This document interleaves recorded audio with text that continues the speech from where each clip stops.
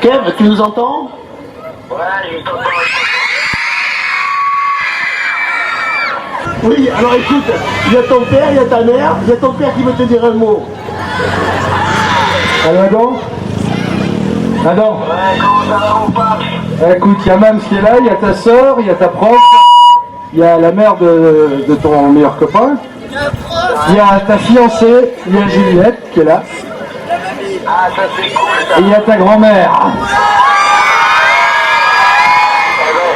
Vraiment, je te dis la vérité, mon pape, c'est toute l'équipe, Mams, mamie, Géraldine, tout le monde, vraiment, j'aurais kiffé être avec vous du fond du cœur, mais malheureusement, je suis dans le nord de la France, il fait gris, mais je suis en spectacle dans quelques heures. Je suis à côté de chez toi, Pape. Ah oui, tu as calé, c'est ça? Arrêtez, on va vous demander de vous calmer maintenant, hein? C'est insupportable, hein? Ah, attention. Donc t'es là, je suis pas sa prof, je suis sa dirlo. Ah oui, c'est ta directrice, ta prof. Tout à apprendre, toi, donc t'es là. Madame, comment ça va? Merci Kev. Le soutien à moi, je suis pas prof quoi. Je suis dirlo quoi, tu vois. J'ai l'âge de dirlo maintenant, hein. T'es là, merde. Elle est insupportable, la directrice.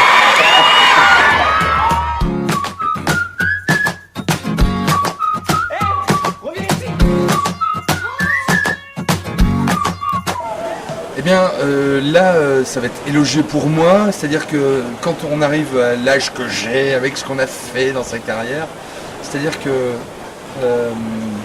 sans m'envoyer des fleurs, mais la production m'avait contacté en disant « on aimerait que ce soit vous pour le rôle de Paps », et en fait, la balle était dans mon camp, c'est-à-dire que j'ai lu le projet, quelques épisodes, la Bible, comme on dit, c'est-à-dire qui sont les personnages, quel est le personnage que je dois interpréter. Et ils attendaient juste que je sois d'accord pour le faire, si ça me plaisait, sans essai même, puisque eux, ça leur convenait que ce soit moi qui soit Paps. Donc, ben écoute, moi j'ai lu, puis j'ai dit à la productrice, Elisa Soussan, que je trouvais que c'était un très très beau projet, je trouvais ça très très drôle, et que j'étais partant. Donc voilà. Deux petites scènes d'essai. Après, c'était les premières scènes avec Adam. Il fallait que je hurle sur lui, voilà, en disant qu'il fallait qu'il range sa chambre, des trucs comme ça. Et après une autre petite scène avec Paps. Voilà. C'était très bref en fait. Voilà, moi, on m'a dit que c'était une maman surprotectrice, avocate, qui se débrouillait seule dans la vie et qui était un peu centrée sur son fils. Qui le protégeait un peu trop. Ah bah au casting, je m'en souviens très bien. Je m'en souviens très bien parce que j'ai adoré le personnage en fait. C'est comme en vrai, c'était une peste vraiment qui fait tout pour embêter son frère. Je savais pas que c'était Kev Adams qui jouerait le frère, mais vraiment les deux scènes qu'il fallait jouer pour le casting, j'étais vraiment horrible. Donc il y a une scène qu'on a retournée après pour qu'elle soit dans la série, où je cherche partout comme une droguée des gâteaux. Donc je mets le bazar dans toute la cuisine. Et il y a Mams qui arrive. Et je dis non mais c'est Adam en fait. C'est des gâteaux. Et donc c'était cette scène-là. Donc le personnage s'est tout de suite posé. C'était un petit ange devant les parents et les profs. Et vraiment une diablesse, un démon avec son frère. Ben voilà, c'est une grand-mère qui n'est pas conventionnelle, qui est assez forte, qui fait des kicks. Vous avez fait des cours de karaté pour Pas du tout. Ça a été l'improvisation totale. Et voilà, donc ça a marché. J'étais vraiment ravie. Et j'ai su le jour de mon anniversaire que j'étais prise pour Soda. Ah bah ça. Un 14 novembre. Je ne dirai pas la date, bien sûr.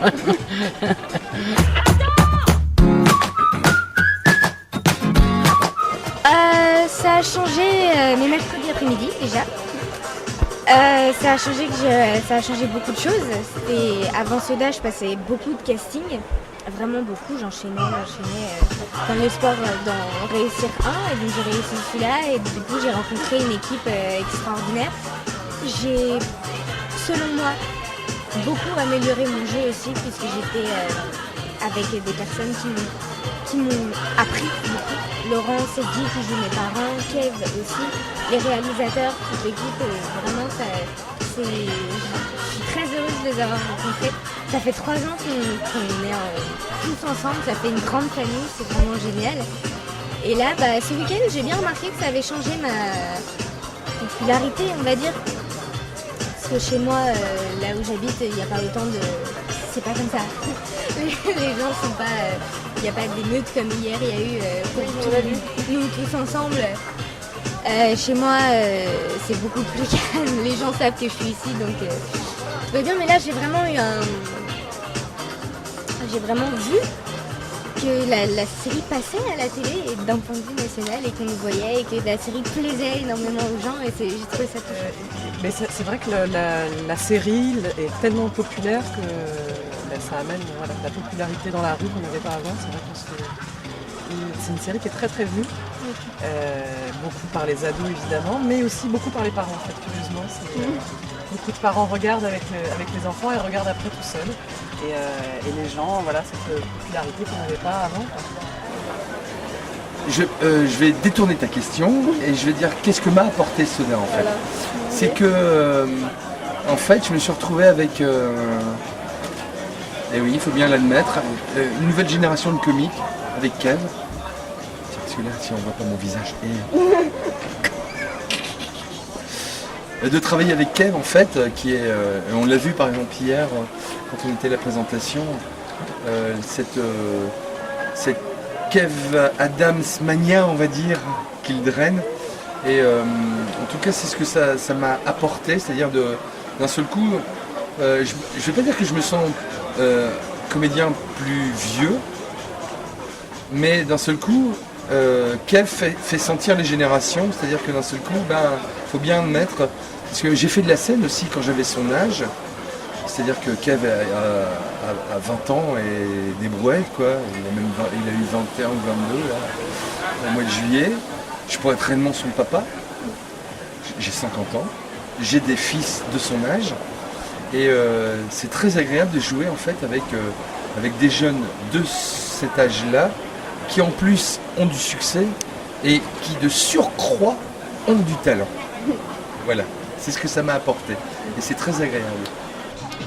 Ah, mais énormément de choses parce que tout à coup je me suis retrouvée dans cette série avec des équipes extraordinaires, que ce soit au niveau de la production, de la technique, des comédiens. Moi je connaissais pas Kev Adams. Donc tout à coup j'ai découvert que c'était déjà un phénomène à lui tout seul. Et voilà, j'ai été tellement ravie de participer à ça et encore maintenant, et j'espère que ça va durer. Ça a changé ma vie. Ça a apporté une nouvelle famille en fait, voilà, parce qu'on est véritablement une petite famille maintenant, la famille Fontella, voilà. Déjà ça, et puis un peu plus de notoriété, beaucoup de travail et beaucoup d'amusement et de chaleur de la part du public. Je suis Épopie. Ça c'est pas à moi. J'ai bien l'accent. Où sont mes boules, la petite où sont mes boules? Elle est là, celle-là. Et il m'en manque une encore. Elle est là, maman. Hein, je merci mes filles.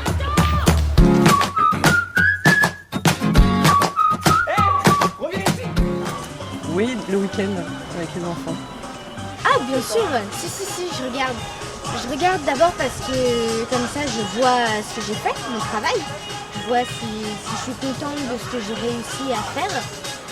Et puis je vois tous les épisodes que j'ai pas vu tourner aussi. Je crois beaucoup au projet, j'adore les sketchs que les auteurs écrivent. Et j'ai écrit aussi quelques épisodes dans la saison 3. Ouais. Et du coup, bien sûr, je regarde la série, ça me plaît de voir mes camarades, des sketchs qu'ils ont fait, ça me plaît beaucoup. Oui, je regarde la série, tu vois, mais non, excuse pas, c'est une belle question. Je la regarde en famille, parce que j'aime... Il y a des comédiens et des comédiennes qui n'aiment pas se voir. Et moi, ça ne me gêne pas.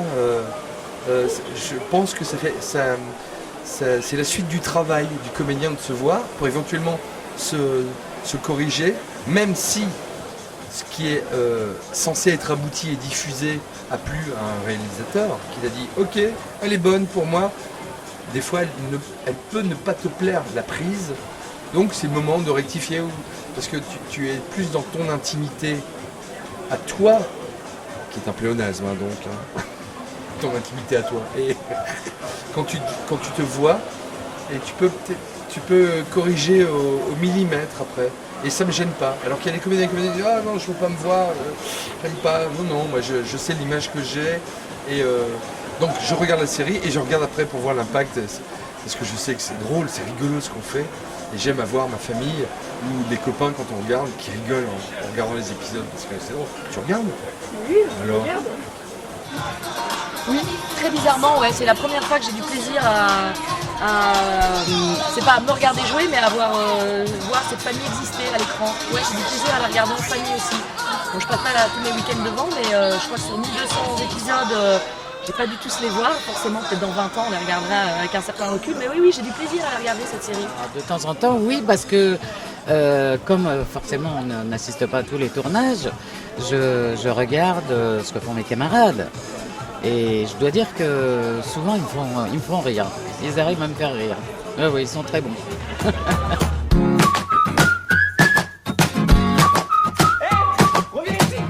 Ouais, c'est un lâcheur. Hein. Franchement, mais de toute façon, on n'avait pas besoin de lui, non? Qu'est-ce que tu crois on avait besoin de lui? Non, on s'est très bien débrouillé ça.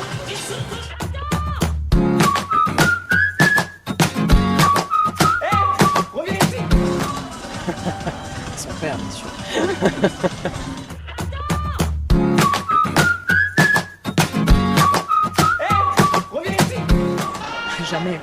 Jamais. Non, c'est peine perdue. Bah non, faut le voir là aussi de Michel là. Le Guy en ce moment. Non, c'est un bon vivant et puis il faut pas le faire maigrir. Le pauvre, il est vachement bien comme ça.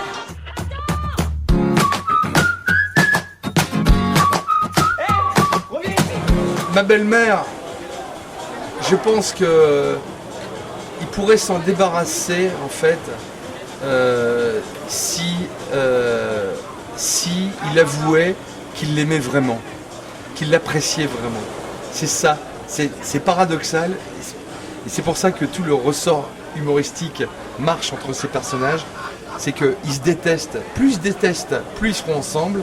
Si jamais il est un jour d'accord avec elle, ça va pas l'arranger qu'il soit de son côté. Et elle se barrerait, curieusement. C'est ça qui est paradoxal. C'est-à-dire que l'amitié qu'il pourrait avoir avec cette femme qui est sa belle-mère serait séparatrice.